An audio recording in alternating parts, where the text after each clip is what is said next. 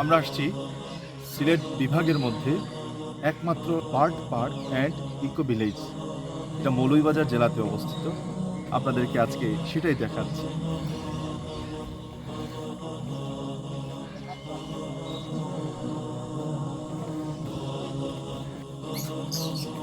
চলে আসছি আমরা পাখির খাঁচার কাছে। এই যে পাখি দেখছেন, এটা হচ্ছে লাভ বার্ড, অর্থাৎ স্টেম পাখি। সুন্দরভাবে একসাথে তারা আছে, কি সুন্দর তারা, আল্লাহর সৃষ্টি কতই না সুন্দর।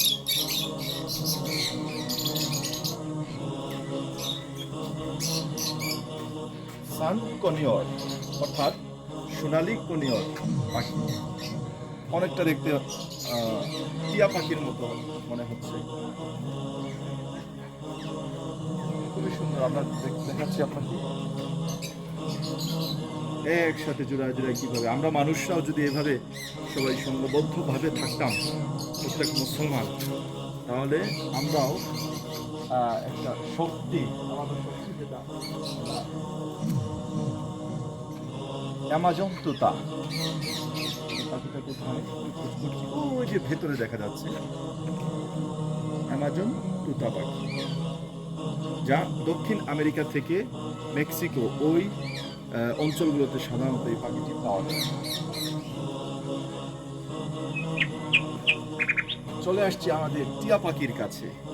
আমরা যখন কাউকে কিন্তু সম্বোধন করি মায়ার ক্ষেত্রে, ভালোবাসার ক্ষেত্রে, টিয়া পাখি, ময়না পাখি, সেই টিয়া পাখির এই যে খাঁচা দেখা যাচ্ছে ভিতরে টিয়া পাখি, সেটা হলুদের টিয়া।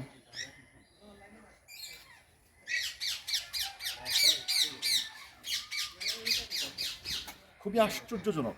সাধারণত হলুদ টিয়া আমরা দেখে থাকি বা লাল, এখন দেখছি আমরা সাদা টিয়া। এটা সাধারণত ভারত এবং আফ্রিকা এসব অঞ্চলে এই পাখিটি সচরাচর জন্মগ্রহণ করে, বা ওই অঞ্চলের পাখি।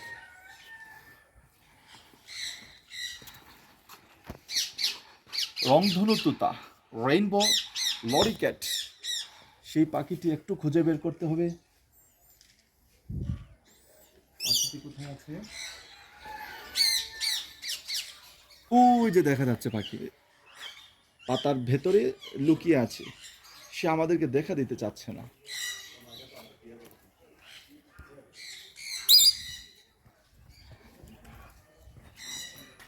নীল টিয়া পাখি। টিয়া আসলে আমাদের একটা মনের ভালোবাসা পাখি। সেই পাখিটি এখানে আমরা একটু খুঁজে বের করতে হবে, কোথায় আছে। ওই যে দেখা যাচ্ছে নীল টিয়া পাখি।